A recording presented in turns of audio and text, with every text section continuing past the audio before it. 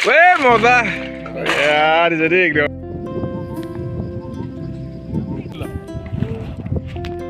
পৰিৱেশ এয়া লুইতৰ পাৰৰ ঔগুৰি পাহাৰ আৰু মই উপস্থিত আছো বৃক্ষৰোপণ আৰু সংৰক্ষণৰ আঁচনিত আৰু এই আঁচনিত সমবেত হৈছে তেজপুৰৰ 30টাকৈ দল সংগঠন বৌদ্ধিক সামাজিক সাংস্কৃতিক সংবাদ প্ৰমুখে বিভিন্ন বিদ্যমান লোক আৰু এই বিভিন্ন বিদ্যমান লোকৰ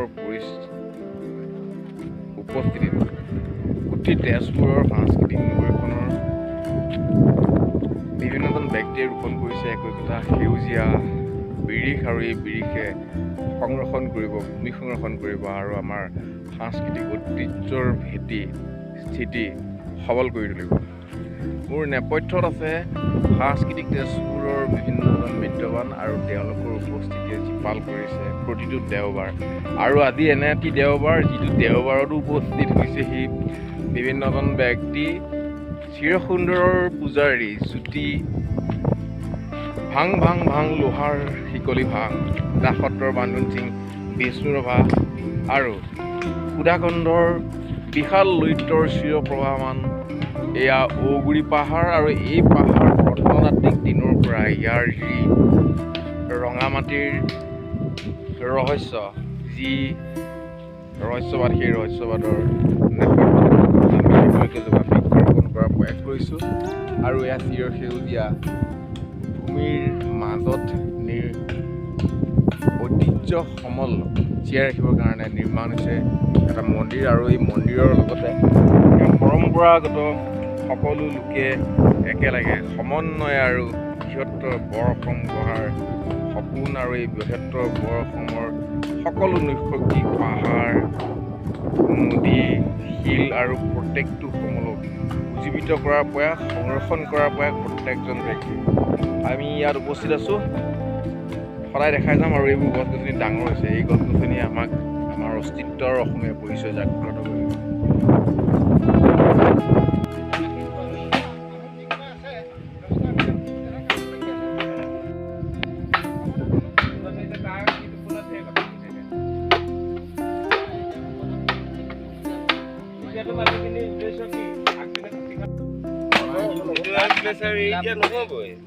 আজিৰ দিনটোত যদি টুটিখন দিয়া নহয় এইটো এনেকেই থাকি যাব ধৰুৱা সেইকাৰণে নাই গছে গছে পাতি দিলে ফুলৰে খৰাই তিৰামৰাম ফুলৰে খৰাই ফুলৰে খৰাই এয়া ঔগুৰি পাহাৰৰ কাষত থকা এজোপা ব্ৰতবৃক্ষ আৰু এই ব্ৰতবৃক্ষডালক আপোনালোকে চিনি পাইছে বেলগছ এই বেলগছডালৰ চাৰিওকাষে সংৰক্ষণ কৰি ইয়াত নামক প্ৰাধান্য দিয়াৰ উদ্দেশ্যেৰে বৃহত্তৰ তেজপুৰৰ সংস্কৃতিবান লোকসকলে ইয়াত সমবেত হৈছে আৰু এই ধৰণে ঔগুৰি পাহাৰৰ জাতিষ্কাৰ পৰিৱেশ বিশ্ববাসীক জ্ঞাত কৰাৰ উদ্দেশ্যেৰে প্ৰত্যেকেই ৰোপণ কৰি আছে গছ গছনি। আমি ঔগুৰি পাহাৰ সংৰক্ষণ কৰাৰ প্ৰচেষ্টা ৰাখিছোঁ। বৃহত্তৰ লুইত এইখন চিৰপ্ৰবাহমান লুইত সুধাকণ্ঠৰ লুইত অসমৰ লুইত ভূমিপুত্ৰৰ লুইত এই লুইতৰ পাৰৰ ৰঙামাটিৰ এক আচ্ছাদন ঔগুৰি পাহাৰ আৰু ইয়াত সকলো অসমীয়া একেলগে আছে আৰু এই সমন্বয় জাতিষ্কাৰ কৰিব আমাক।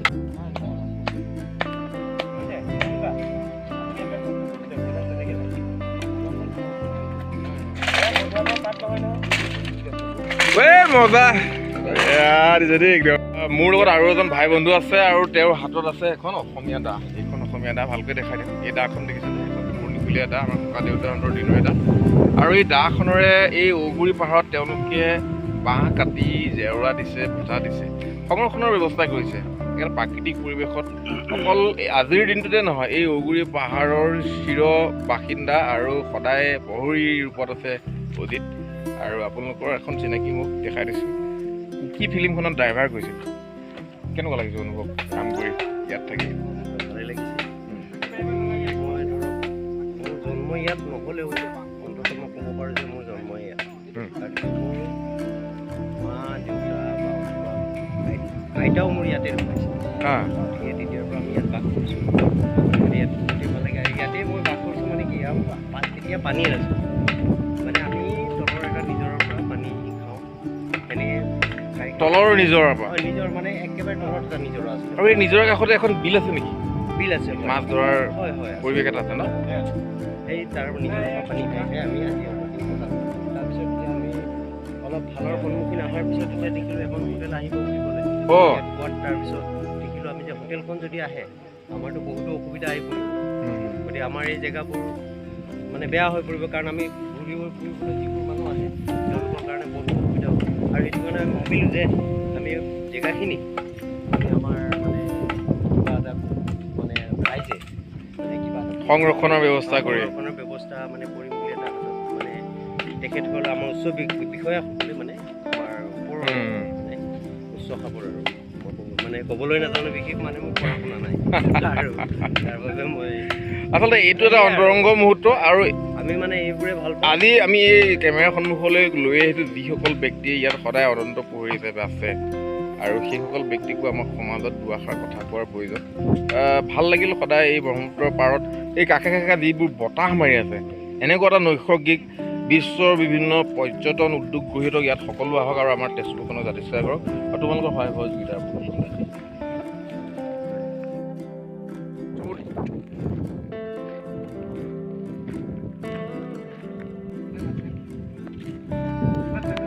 Good nature.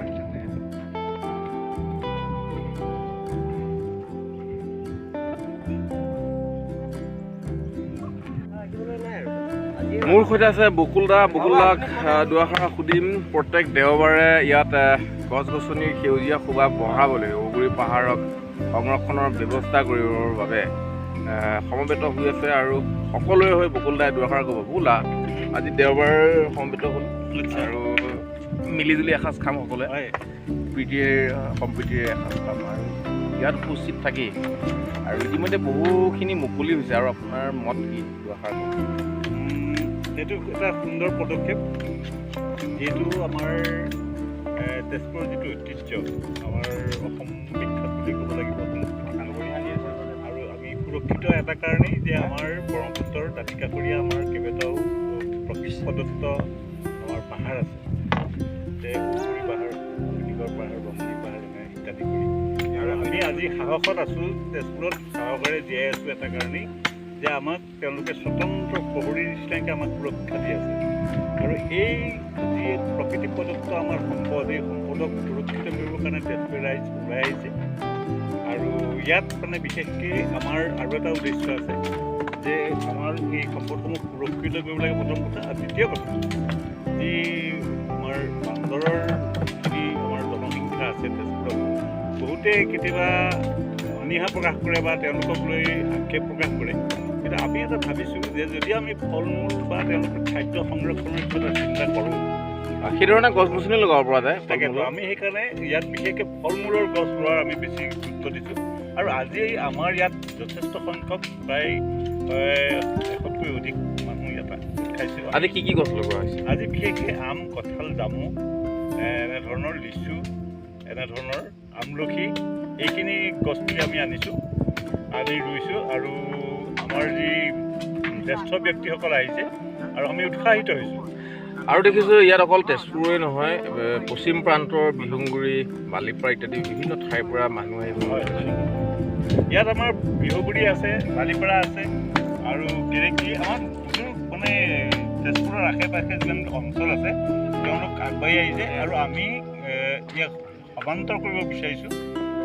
আৰু এই যি আমাৰ প্ৰাকৃতিক সম্পদ, ইয়াক আমি অৰ্থনৈতিক কিবা পৰিৱৰ্তন কৰি আমি নিবনুৱাসকলক কিবা সংস্থাপন দিব পাৰোঁ নেকি, তাৰো চিন্তা চৰ্চা চলি আছে।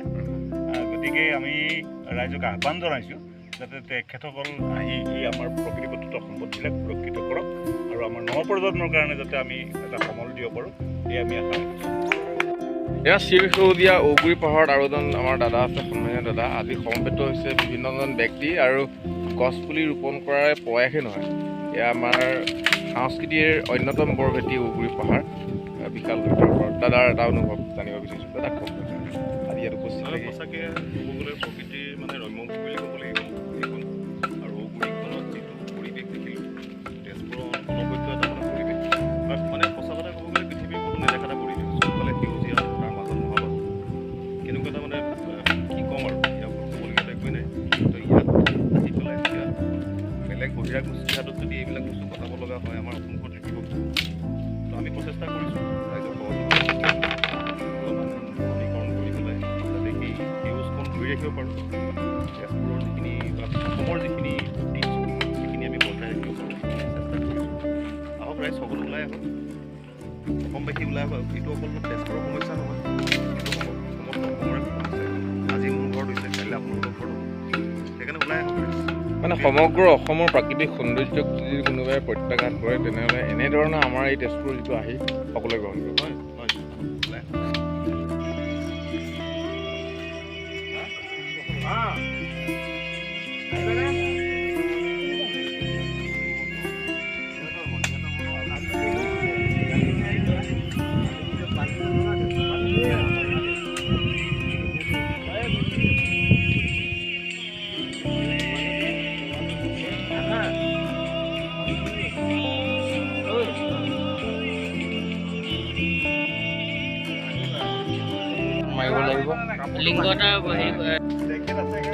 উৎকট দুপৰীয়াৰ প্ৰখৰ ৰ'দত ঔগুৰি পাহাৰত কাম কৰি এজন আমাৰ শ্ৰমিক দাদা, শ্ৰমিক নহয় আমাৰ অসমীয়া, তেওঁ দুআষাৰ ক'ব। ইয়াত আপোনালোকৰ কাম কৰি আজি আমাৰ সংস্কৃতিটো উদ্ধাৰ কৰাৰ কাৰণে আমাৰ অসমৰ যি এই পাহাৰভূমি আপোনালোকে সংৰক্ষণৰ ব্যৱস্থা কৰি আছে। আপোনাৰ অনুভৱ কেনেকুৱা? বিভিন্নজন ব্যক্তিৰো সান্নিধ্য হৈছে। কওক। আজি তেজপুৰত মই যেতিয়া ৰিক্সা চলাই আছিলোঁ, ইয়াত ৰিক্সা চলাই যেতিয়া ৰাতি আহোঁ, আহি পেলাই ঘৰত খাই বৈ যেতিয়া শুওঁ, তেতিয়া ইয়াত আৰ্মি কেম্প আছিলে, টংচাং আছিলে আৰ্মিৰ। টংচাং একদম ওপৰত আপোনাৰ লোহাৰ টঙিচাং টঙিচাং তিনিখলপীয়া। তেতিয়া হাতী, গড়, বাঘ ইয়াত আহিছিলে। তেতিয়া আৰ্মিয়ে কেতিয়াবা বন্দুকো ফায়াৰিং কৰে ওপৰলৈ।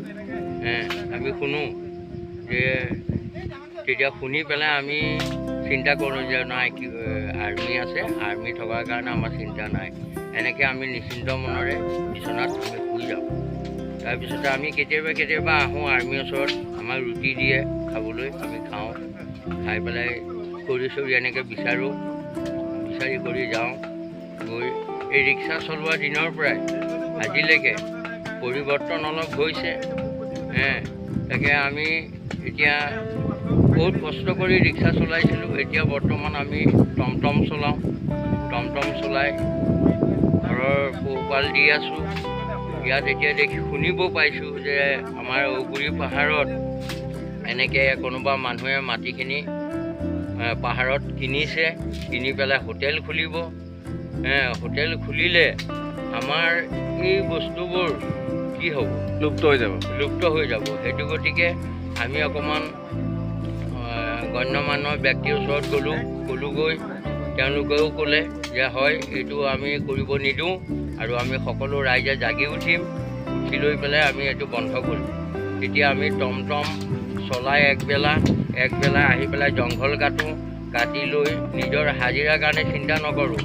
এই জেগাটো ৰাখিবৰ কাৰণে আমি বহুত চেষ্টাৰে তাৰমানে কাম বন এতিয়ালৈকে কৰি আছোঁ। প্ৰেম বুলি জগত ঘূৰিলোঁ, ঘৰতে আছিল প্ৰেম। ধন কৰি ঢাপলি মেলিলোঁ, হিয়াতি পৰম ধন। গংগা যমুনা স্নানিলোঁ যতনে, গয়া কাশী তীৰ্থ কৰিলোঁ। ইয়াৰ ঈশ্বৰ ইয়াতে আছিল, ঘৰতেই বিচাৰিলোঁ। ইমান ধুনীয়া জেগা এটা আমাৰ হাতৰ পৰা মানে লুকাই যাব লাগে। আৰু এই বাহিৰা পনীয়া আহি পেলাই আমাৰ ইয়াত বহুত অসুবিধা। আৰু সেইবোৰ যদি হ'বলৈ যায়, আমাৰ ওচৰ চুবুৰীয়া যিবোৰ ৰাইজ আছে, মানুহ আছে, ধৰক তেখেতসকলৰ বা আমাৰ সকলৰ বহুত আমি নিজৰ মনৰ মতে, আমি নিজৰ ইচ্ছামতে আমি ফুৰা চকা কৰিব নোৱাৰিম। আৰু কিমান ধুনীয়া ইয়াত দেখিবলৈ সৌন্দৰ্য বস্তু আছিলে আমাৰ প্ৰকৃতি প্ৰেমৰ, বহুতো ভাল গছ পুলি আছিলে। এইবোৰ পৰিৱেশবিলাক ক্ৰমে বেয়ালৈ যাব ধৰাৰ কাৰণে আমি দল সংগঠনে মিলিজুলি এই বস্তুটো মানে আমি নিজৰ হাতলৈ আনিব বিচাৰিছোঁ আৰু কিছু মানে পৰিৱেশটো ভাল কৰিবলৈ চেষ্টা কৰিছোঁ। কিছু গছ পুলি ফল মূলৰ ৰোৱা হৈছে আৰু বিশেষকৈ আমাৰ যিবিলাক বান্দৰ ৰাস্তাই পদূলিয়ে ঘূৰি ফুৰে, মানুহৰ ঘৰত সোমাই, মানুহে মাৰধৰ কৰে, হাত ভৰি ভাঙি দিয়ে। আজি সেই বান্দৰখিনিৰ কাৰণে যদি আমি ফল মূলৰ গছ পুলি ৰুই পেলাই যদি কিছু ফল মূল আমি আগবঢ়াব পাৰোঁ তেখেতসকলৰ কাৰণে, আমাৰ এইবিলাক চিৰ যুগমীয়া হিচাপে আমাৰ এইবোৰ বস্তু ৰখি যাব। নতুন জন্ম, পুৰণি জন্ম সকলোৱে এইবোৰ বস্তু সদায় পাই থৈছে। ভাল লাগিল, ধন্যবাদ। আচলতে যেতিয়া জাতিটোৰ বিপদ হয়, সংকটত পৰে, তেতিয়া এই ধৰণে সমদল হয়। আৰু এয়া বৃহত্তৰ অসমৰ সমন্বয়। যেতিয়া বিভিন্ন ক্ষেত্ৰত বিপদৰ আশংকাই দেখা দিয়ে, তেতিয়া অসমীয়া সমূহ লগ হৈ এই ধৰণে সমদল আগবঢ়ায়। আৰু এই সমদল অসমীয়াৰ শক্তি, যি অসমীয়াৰ শৌৰ্য, আৰু সেই শৌৰ্য আছে ঔগুৰি পাহাৰ। এই শৌৰ্যই আমাক জীয়াই ৰাখিব, সংস্কৃতি জীয়াই ৰাখিব আৰু চিৰসুন্দৰ পৰিৱেশক জীপাল কৰি ৰাখিব। জয় অসম।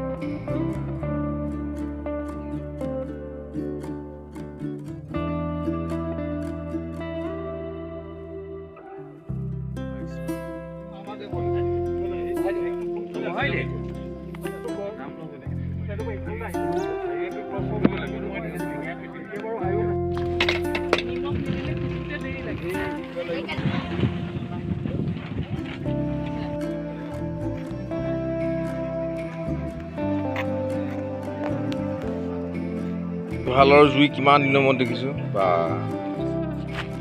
গাতা ৰহে মেৰা দিল। লেণ্ডস্কেপ মানে